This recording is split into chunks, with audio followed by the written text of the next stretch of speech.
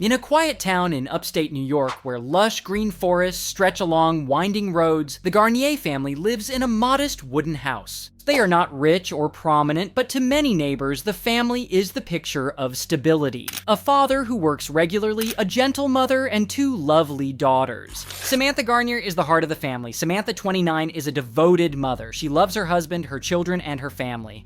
Working part-time at the local library, she always brings home good books for her children, spends time telling bedtime stories, and never misses a parent-teacher conference. There's nothing more precious than the early years of a child's life. You only get one chance to be their mother when they're young, she once said. Her husband, Drew Garnier, 33, works in electrical engineering. He is known to everyone as a quiet, reserved person who seems devoted to his family. However, some close friends have shared that Drew sometimes shows vague dissatisfaction. When he's not happy, he becomes quiet, distant, or seems upset about small things. Samantha always chose to be patient. She believed that marriage was not without difficulties, that everything would pass if people knew how to love and tolerate. When Samantha learned that she was pregnant with her 3rd child, she was extremely happy. She had always wanted a large family. The ultrasound results showed that it was a girl. For her, it was good news. Daughters play soccer, climb mountains, are just as strong and wonderful as boys. It's a miracle, she shared with a friend.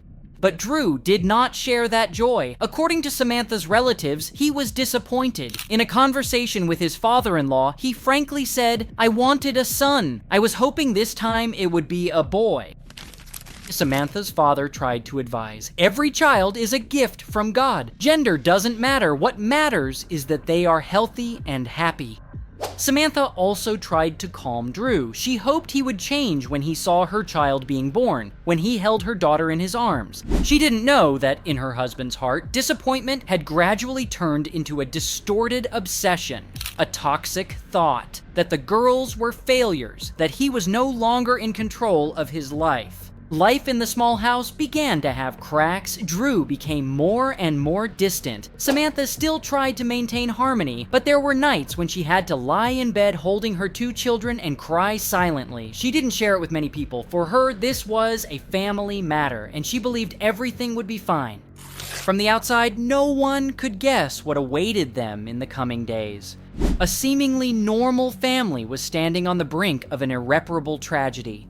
Samantha could not have imagined that in just a few days, the husband she had shared a bed with would be the one to take her life and try to kill the children she loved the most. The peace of that small town was about to be torn apart by one fateful night. And from here, the journey to reclaim justice for Samantha would begin, slowly but unstoppably. It was a chilly September night. The small town where the Garnier family lived was asleep, but inside the wooden house, a nightmare was brewing. On September 4th, 2024, at approximately 11:29 p.m., New York State Police responded to a residence on Houck Road in the town of Masonville for a reported domestic dispute. Less than 10 minutes later, the patrol officers arrived at the scene. When no one answered the door, they were forced to break the lock. Inside the house, the lights were dim, and then they saw a scene that left even those familiar with crime scenes speechless. On the floor, Samantha lay motionless in a pool of blood, her face pale, her belly bulging with a 5-month-old fetus. Her 2 young daughters, ages 6 and 9, lay nearby, still breathing but covered in blood with deep knife wounds on their arms and necks. Drew Garnier was sitting in a chair, his hands covering his face with some cuts on his wrists, but nothing serious. He wasn't trying to run away, wasn't saying anything. An officer approached Samantha, checked her pulse. It was weak. "We need an ambulance, urgent!" All 3 are seriously injured, including children. "One woman is pregnant," he shouted into the radio. Within minutes, an ambulance arrived. Samantha was treated and loaded onto a medical helicopter for transport to Wilson Medical Center. The girls were taken to Upstate University Medical Center in Syracuse. Drew was handcuffed and taken to the police station. He did not resist. He asked only one question: "Is she alive?"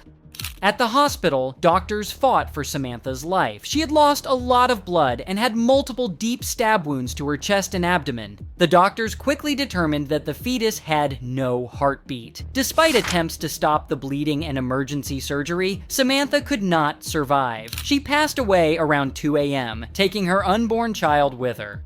Meanwhile, the two girls were taken to the intensive care unit. Fortunately, despite their serious injuries, their lives were not in danger. One of the girls, the older one, was conscious and began asking, "Where is my mom? Is she okay?" The medical and social workers had no answer. They could only hold her hand and say, "You're safe. We'll take care of you." The next morning, the news spread quickly through the small community. People could not believe what they were hearing. Samantha, the friendly librarian, was gone. The two sweet girls who used to ride their bikes around the neighborhood were now in the hospital with injuries inflicted by their own father. Drew Garnier, the man who was always quiet, always bowed, first greeted his neighbors, now in custody for the most heinous of acts, murdering his wife, attacking his child. The local police chief held an urgent press conference. He said, "This is a profound tragedy, not only for the victim's family, but also for the entire community. We will investigate thoroughly and ensure that justice is served." Journalists began to flock to the town. Questions were raised. Why? What made a father act like this? Were there any signs beforehand? And most importantly, did society miss an opportunity to prevent this? In his cell, Drew did not say much. During his first interrogation, he only said, "I don't remember clearly. I panicked. I just lost control." But the investigation showed that this was not a completely spontaneous act. A knife found in the kitchen, the murder weapon, had been washed. A psychiatrist's notes from a few months ago show that Drew had been advised to seek therapy for depression and an obsession with the gender of his child, but he had stopped. At one point, Samantha called a friend and said she felt Drew was becoming more distant, like he was keeping something dangerous inside. But she never reported it or asked for legal help. Why? Maybe because she still had hope. And now, that hope has been crushed. A family is torn apart. A mother is gone, taking her child who never saw the light of day with her. Two children are victims of the woman who gave birth to them. The question of why still hangs in the air, but until there are answers, this small community can only hold hands, light candles in memory of Samantha, and pray for the two girls. The journey to justice is long, but the pain is too real and irreversible. And the first morning after Samantha died, her father sat alone on the old bench on the front porch. His eyes were sunken and red. He had experienced loss throughout his life as a retired electrical engineer, having seen friends, colleagues, and even his late wife die. But he had never felt pain like this. His daughter, the child he had first held in his arms in the delivery room 30 years earlier, had died in a way he could never have imagined, at the hands of the man who had sworn to love and protect her. When he heard the terrible news over the phone in the early morning, he couldn't believe it. He thought it was a mistake, a traffic accident, a sudden intrusion. But when he got to the hospital, he saw Samantha's body. Her face was so peaceful, it was heartbreaking, her belly still carrying the shape of the unborn child. He collapsed. "I couldn't protect her. I didn't see the signs. I didn't have time." At the first trial, he was invited to represent the victim's family. It was a small room, dimly lit, quiet. Drew Garnier was led in, his hands cuffed, his face expressionless. For a moment, their eyes met, the eyes of a father who had lost his son and the eyes of the man who had murdered him. When it was his turn to speak, he stood up and walked slowly to the witness stand. He had no papers, no speech prepared. He simply spoke with a broken heart. "Your Honor, I did not come here to seek revenge. I did not come here to scream, to curse. I came here to talk about my daughter, Samantha."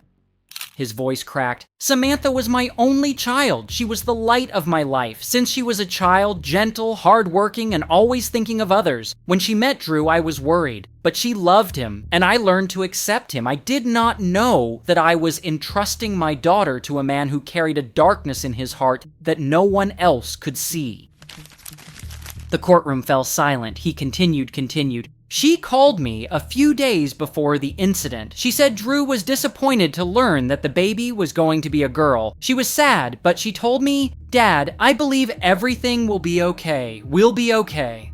He paused, fighting back tears. I didn't know that was the last time I would hear my daughter's voice." Then he turned to Drew. "You didn't just kill my daughter. You killed my granddaughter, a baby who had no name. You made my 2 granddaughters, children who should have been raised with love, live the rest of their lives with memories of blood, of knives, of betrayal. All because you weren't happy with the gender of your child. You decided who deserved to live, and that's not something anyone has the right to do." After Samantha's father spoke, the room held its breath. No one spoke. Drew bowed his head, but did not shed a tear. The defense attorney put his hand on his shoulder and whispered something. But at that moment, all excuses were meaningless. The prosecutor stood up to confirm that the victim's family was against any form of mitigation. However, he also explained why the prosecutor's office had to consider a plea deal, because the 2 girls were key witnesses. Asking them to testify in court would be an unimaginable pain. Samantha's father understood that, but he was also bitter. He had lost his daughter, lost his grandchild, and now had to accept that his daughter's killer might only be locked up for a few decades. Will I live to see him out? The next day, he visited his 2 granddaughters at the hospital. The youngest was still weak, but the older was conscious and able to talk. When he saw him enter, she ran to hug him, sobbing, "Grandpa, you hurt Mommy. She won't wake up again." And he held her tightly in his arms. "I'm here. From now on, I'll always be here." The trial of Drew Garnier did not proceed the way many townspeople expected. There was no dramatic argument, no tense defense or cross-examination. Instead, Drew pleaded guilty to a plea deal with the prosecutor's office. He was charged with first-degree manslaughter of Samantha and 2 counts of first-degree assault of his 2 young daughters. The total sentence agreed upon was 30 years in prison, followed by 15 years of post-release supervision. In the courtroom, many of the victims' relatives were in tears as the verdict was announced. For them, 30 years was too short for what Samantha and her children had to endure. A neighbor whispered to the reporter, "She lost her life, her unborn child is gone, and the 2 children will have to carry the scars for life. Only 30 years." However, from the prosecutor's side, this decision was made after much consideration. One of the main reasons was to avoid causing further harm to the 2 girls. They are the most important witnesses. If the trial takes place, the 2 girls will have to appear in court, recount the details of the night their mother was killed, and recount how their biological father attacked them. That process, according to psychologists, can deepen the psychological wounds of the children and can even lead to long-term mental consequences. A prosecutor in the investigation team shared, "We have discussed thoroughly with child psychologists, with the legal guardians, and with the victims' families. We believe that protecting the future of the 2 children is more important than pushing this case into a long public trial." However, there is still public discontent. Many opinions say that the plea agreement unintentionally sends the message that murder in family circumstances, especially in cases of domestic violence, can be treated lightly. Organizations protecting women and children say the legal system needs to be stricter to prevent similar tragedies. The judge presiding over the trial is also aware of that. In his sentencing remarks, he stressed, "The defendant's actions were cruel and inexcusable. This sentence does not mean that society forgives, but rather a consideration between justice and humanity, especially in protecting 2 innocent children." In addition, another controversial detail is that the death of the fetus in Samantha's womb was not prosecuted as a separate victim. Under New York state law, a fetus is only considered a victim in certain cases, usually after the 24th week of pregnancy, or if there is evidence that the child is capable of independent life outside the mother's body. Samantha was only 20 weeks pregnant when she was murdered.